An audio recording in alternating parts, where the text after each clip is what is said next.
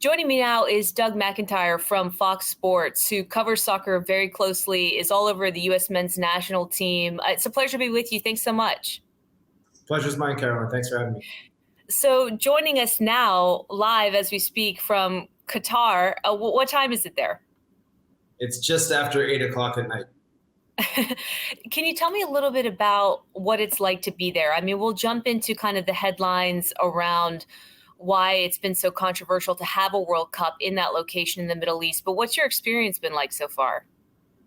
Yeah, it's been interesting. I had never visited the Middle East. I've covered soccer a long time, been to Europe, been to South America, sort of the two traditional continents, and of course, based in North America, covering MLS, covering the U.S. men's and women's national teams. So this is a little bit different for me, but it's hot, even though this World Cup was moved from the traditional June, July summer window to the winter to accommodate the heat. Basically way too hot to play in the summer here. But I stepped out the airport doors and it hits you real quick. It has been a bit unseasonably warm here, so it's expected to cool down. Most of the games are being played late at night. For instance, the big U.S.-England game on Black Friday kicks off at 10 p.m. local time. That's not unusual at all. So hopefully it's not too hard on the players, but it's different for sure. Do you expect that to be an issue at all, or will it be cool enough? Do you expect that late at night? I think it'll be fine late at night. I mean, MLS teams play in Dallas and in Houston under the summer sun in August and July. So certainly something that U.S. players are more used to than some of their European-based counterparts. So I think that could be an advantage for the U.S. team, but certainly hotter than Europe, where most of the players have been playing for their club teams. This tournament coming in the middle of the club season in Europe. Watched a bunch of games over the weekend in England. It was cold, it was rainy, and now they're coming here. So there's going to be a little bit of an adjustment, but nothing insurmountable, I don't think. Yeah, that's an interesting point you make. Before we kind of get into the nitty-gritty of the roster, there are a laundry list of reasons that have been well documented as to why Qatar is a very difficult place for this tournament to be held. Everything from, allegations of real bribery with FIFA to LGBTQ issues, the mistreatment of the employees who tried to put it all together, you name it. Greg Berhalter was asked about that when he was on stage for the men's roster reveal, and he was kind of asked to justify being a part of a tournament during his regular kind of 9-to-5 job here back at home. He and the men's team, I think in all, have done a really nice job of allowing players to express themselves and be very vocal about things that they take issue with. So it's a long kind of way of summarizing the juxtaposition that exists here with a men's national team that's been outspoken on a number of issues and yet is playing in a setting that I think a lot of people have a big issue with. How do you expect this to go? Yeah, it's a fair question. I think the way the U.S. team is looking at it is an opportunity to shed some light on some of these issues. And even having the World Cup in Qatar, I think has done it. And there has been some progress. U.S. coach Greg Berhalter said just a few hours ago that they've seen that progress, but there still is a ways to go. And it's sort of an opportunity to talk about some of these issues. Whereas, if you didn't play in the tournament, you weren't participating, or it wasn't here, some of those things might be overlooked. We know that in countries all over the world, there are human rights violations and things like that, that we're not talking about. And I think we are talking about those because the tournament is here in Qatar. So the U.S. team is not shied away from discussing these sorts of things. I think they're going to continue to do that. There was a rainbow flag out at training today. That's something you're not going to see very often in this country. It's not something I think FIFA really likes. They've said, try to focus on the soccer, on the tournament, but the U.S. team is not going to do that. They're going to say what they think, and they want to be part of the change, to make things more equal here and back at home as well. And, with that, there is sort of a line of thinking that you could take where it's like, we are where we are. We are in the Middle East. This is where the World Cup is, and sort of not necessarily fall in line, but, there's a responsibility to maybe adhere to some of the social norms in the country where you are. I don't know if that is fair or logical or not, but along, again, way of saying, do you expect FIFA or anybody at some point to step in and say, knock it off if these sorts of protests continue, or is everyone truly going to be able to express themselves? I don't think it's something where we're going to see widespread protests, but I do think that there are going to be, guys are not going to, if they're asked, they're not going to, shy away from saying that they have some concerns. And I think that that's a really responsible way of going about it. I think once the tournament starts, the focus will be on the games, but when players are asked and when they talk about these things, they'll talk about it openly. And I think that's a good thing. Do you think that the setting will cast a dark shadow in a much larger respect over the tournament as a whole? I don't actually. I mean, when you could play a World Cup on the moon and people would still watch it. I think that's what, once it starts, people are going to focus on the games themselves. But there is this backdrop of these other issues. And again, I think, it actually sheds light on them in a way that wouldn't happen if the tournament wasn't in the Middle East. It's the first World Cup in the Middle East, and that's just part and parcel of the whole experience. So it's pretty interesting to be a part of, I have to say. Yeah, I imagine that's a very unique thing to be a part of as a journalist in a setting like that, kind of watching history unfold and documenting that real time. And time will tell whether or not there's protesters outside, of the field of play that might ultimately inhibit what goes on the field of play. But let's focus our attention now, if you will, on the roster itself. So where do you think the strength is in this team? And one of the things that was kind of obvious to me is just how young this American squad is. Yeah, it's a historically young team. It's the second youngest ever. The 1990 team, the first U.S. team to qualify for World Cup in 40 years at the time, was a bit younger. There was a player, Tim Ream. He's 35 years old. He had not been with the U.S. team in over a year. He was added to the World Cup roster. He's in the middle of an excellent season in the English Premier League. He captains Fulham. They're in the top half of the standings in the best league in the world. And if he hadn't been on this roster, it would be the youngest team of all time. There's only, I think, 3 players over the age of 30. Ream is 5 years older than the next oldest outfield player. Goalkeepers tend to be a little bit older. There is a 33-year-old reserve goalkeeper on the squad as well. But a very young team, and they have a lot to prove. I mean, the U.S. didn't qualify for the last World Cup, and I think these players have taken it personally to show the world that, the sport has grown tremendously in the United States, and they want to show that, they can compete with anybody, and they'll get the chance to. I mean, they play England in their second game. England's considered one of the contenders to win the trophy. And that's, a game that all of us, I think, have circled on our calendar. Again, November 25th, Black Friday. I expect that match will set viewing records in the United States for a soccer game. So this team is they're ready to go. Maybe a little bit naive, not a lot of World Cup experience. There's only one player on the team of 26 players that has played in a World Cup previously. So I think that it's going to be a bit of a wake-up call to play on this stage. But most of these players are playing at the highest level in Europe. So I don't think it's something that's going to overwhelm them. I think they'll be okay.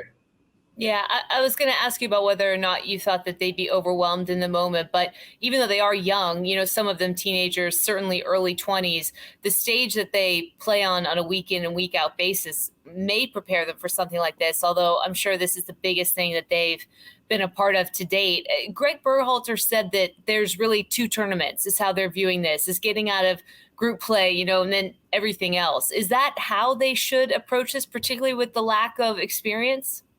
I think that's how every team approaches the World Cup. The first thing you have to do is get out of your group, and it's really hard. There's 3 games. Every team is good. Every team plays its best game at a World Cup. Every game is like a final, and we've seen in the past, I think it's the last 3 World Cup winners didn't advance to the knockout stage in the very next tournament. So you can't be overconfident. You have to take each game as it comes, and the U.S. will certainly do that. And if they can manage to get out of the group, it's going to be difficult. Wales, a formidable foe in their first game. That team has a lot of experience in the Premier League. And an Iranian team in their third match that, a lot of folks in the U.S. don't know a lot about, but they're a very dangerous team as well. They're going to be highly motivated to beat the U.S. The only previous meeting in the World Cup between those two sides back in 1998. Iran won. So U.S. can't take any of their foes lightly, but if they manage to get to the second round, then it's a knockout competition, and anything can happen in a one-off game. You take those games one at a time, but 4 wins to the title. I don't know that the U.S. is a real title contender yet, but you have to like your chances if you get into the knockout round, and I think the U.S. would take that if they can get there. Yeah, so you're saying there's a chance, right?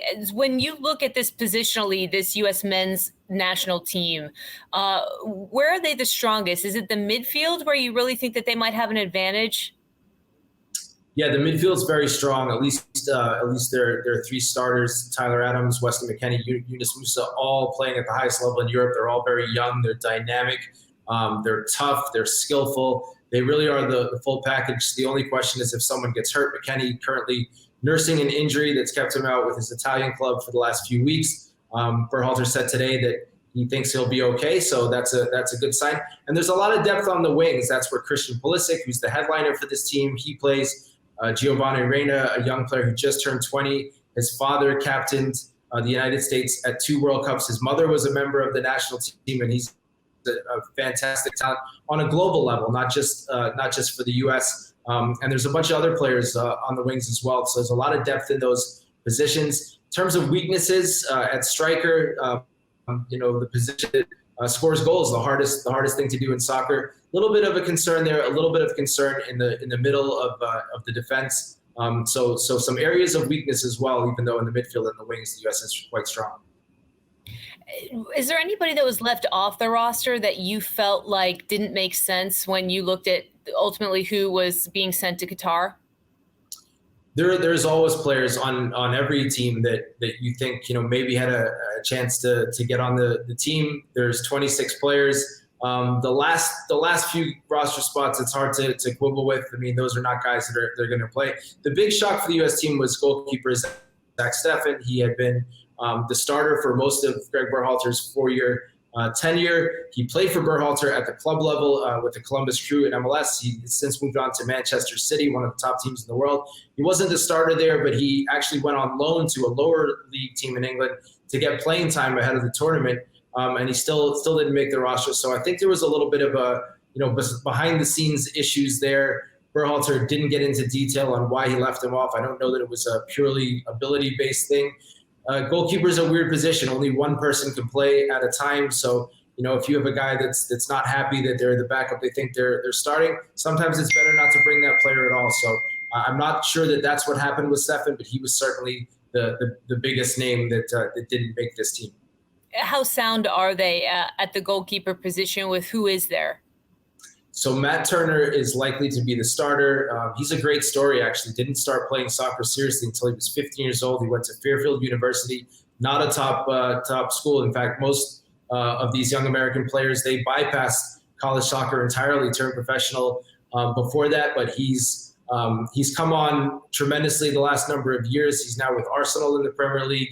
He was the goalkeeper of the year in Major League Soccer 2 seasons ago. So really, really great story, which is something I like. And he's a very, very good goalkeeper as well. So think he'll be the guy in net. But he had been battling an injury as well, which makes the decision not to bring Steffen rather a bit more interesting. But U.S. has always had good goalkeepers. I expect Turner to be able to play. But if he can't, the 2 guys behind him, Sean Johnson, Ethan Horvath, they're both capable. It's the position that we probably need to worry least about, or you need to worry least about if you're a U.S. fan.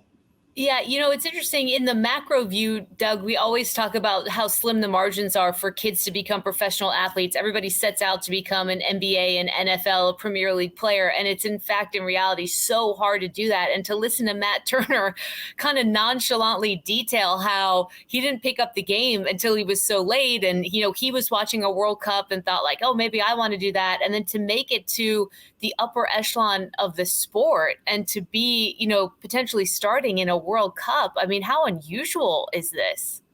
It's an incredible story. Like I said, he's a very interesting character, really big personality, contagious personality, very positive. Really enjoy speaking to him whenever I get the chance. So you root for someone like that. And again, he's an excellent goalkeeper, very good shot stopper. which the U.S. needs and has needed traditionally, because in World Cup games, they're often under a lot of pressure. Of course, we all remember Tim Howard's record-breaking performance in 2014. He made 15 saves. That's still a World Cup record.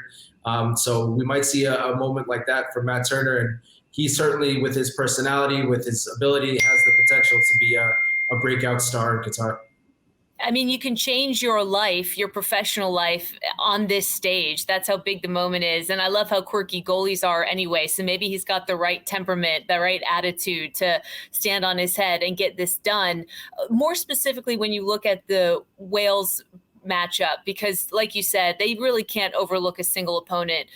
Are there specific matchups that you see that are ultimately going to be X factors here? Is it just about doing what they normally do? How do you kind of view this first match? The match for any team at a World Cup is crucial. There's lots of data that suggests how you do in your first match determines how you do in the tournament. If you advance from the group stage or not. If you win, your chances are very good. If you lose, they're really, really not good at all. So Wales is a good team. They have a lot of experienced players in the Premier League, and they have in Gareth Bale a superstar, a guy who's won 5 Champions Leagues. He scored the game-winning goal in 2 of those Champions League finals for Real Madrid. Just a few weeks ago, he scored an extra time goal in the MLS Cup final. He played for LAFC for half a season to prepare for this World Cup and help them win the MLS Cup. So he's a legit top-level player. He's playing for his country in a World Cup for the first time. He's going to be highly motivated, and he's the sort of guy that can win a game all by himself. So, he's got a solid team around him.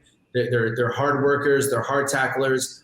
But he's the X factor. He's the difference maker, and the U.S. is going to have to be very, very aware of where he is on the field at all times.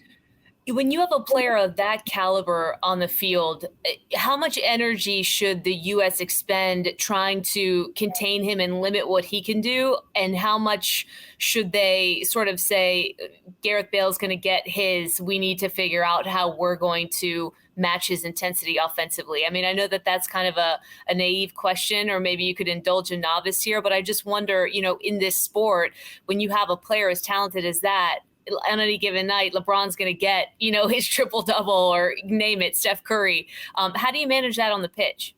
Well, they certainly have to be aware of him at all times. They certainly have to mark him closely. They can't just let him run amok and do his thing and get open. Staying close to him, not giving him space, those things are important. He is, physically dominant. He can, get on the end of headers. So it's easier said than done. The interesting thing about Bale, though, is that he's had fitness issues going back a number of years now. So there's no guarantee that he's in the starting lineup for Wales, which seems kind of crazy given that it's their first World Cup in 58 years, I believe. But he's almost more dangerous coming off the bench. The last thing you want to see, 70 minutes into a game when your defense is tiring, is a guy like that coming into the match. So I think that's going to be the real challenge for the U.S. team if he comes on, to make sure that they don't lose sight of him and that they manage to contain him. But Wales has other top players as well that can hurt them. So they can't solely focus on Bale, even though he's the key guy. And it is going to be a tougher game than I think a lot of fans back home think it's going to be. Is this the last time that we could potentially see Messi on the World Cup stage? I think he's already said that this will be his last World Cup. He's 35 years old, so that makes sense.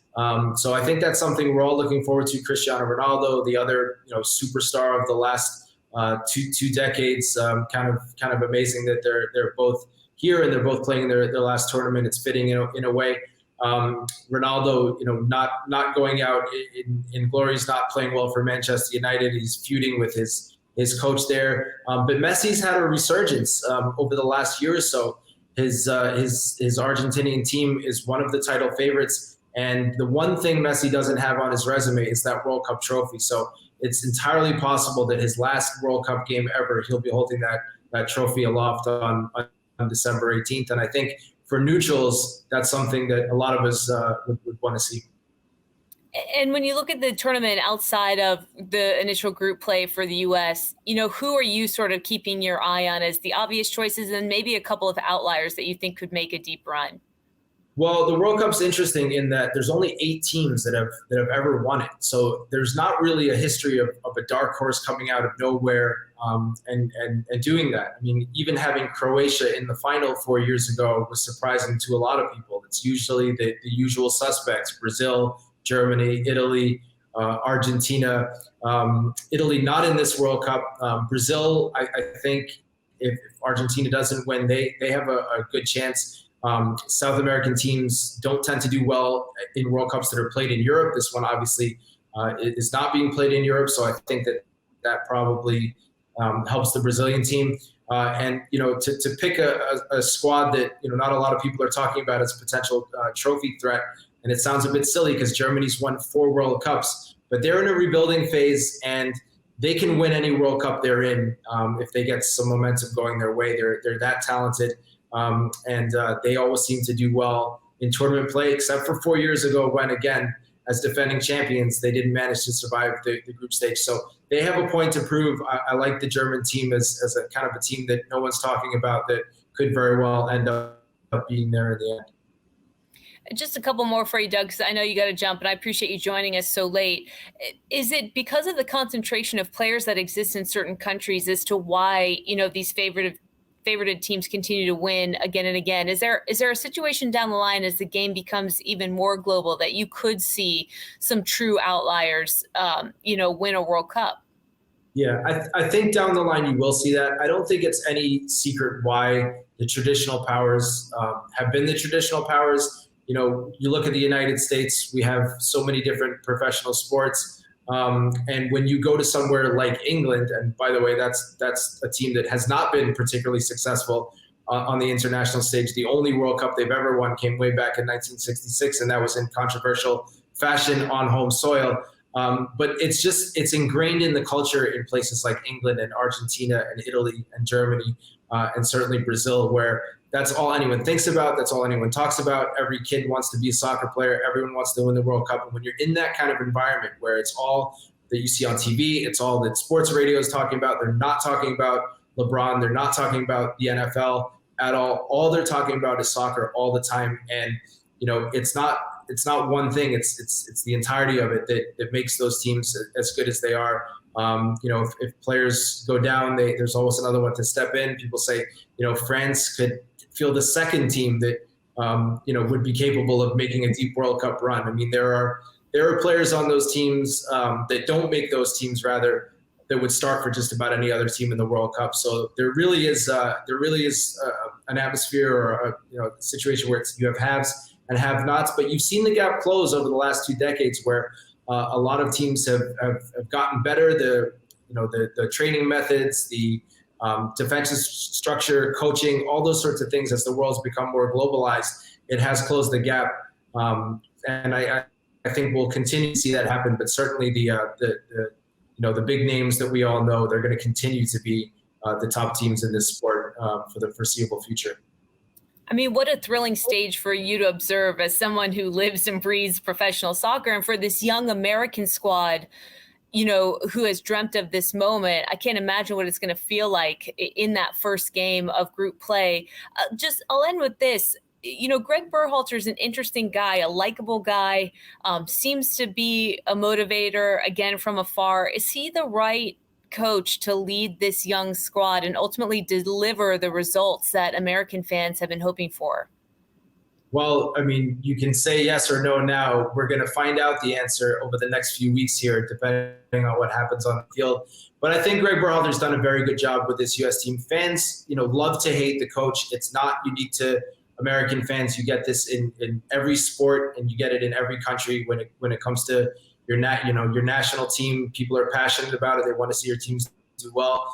But for a U.S. team that failed to qualify for the World Cup 4 years ago, after making every tournament, 7 straight tournaments between 1990 and 2014, they needed a new voice, and I think that he's come in. He's done a good job with this young group. They play for him, which I think is the most important thing. You can argue about decisions, that he makes or doesn't make, tactics, substitutions, all those sorts of inside baseball-y sorts of things. What it comes down to is, do his players respect him and do they play for him? And I think the answer to both of those questions is yes. So he has done a good job, but like any coach, he'll be judged based on how his team does at the World Cup. So you can ask me that question again in a month from now.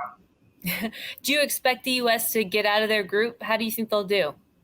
I think it's going to be very difficult for them, just given the youth of the team, given the fact that they haven't played a number of top international foes over this 4-year cycle, in part because of COVID. There really wasn't a lot of opportunity to do that, so they were limited to playing teams in their own region to a large degree. But they have the talent to be able to make it out. I think it's a manageable group.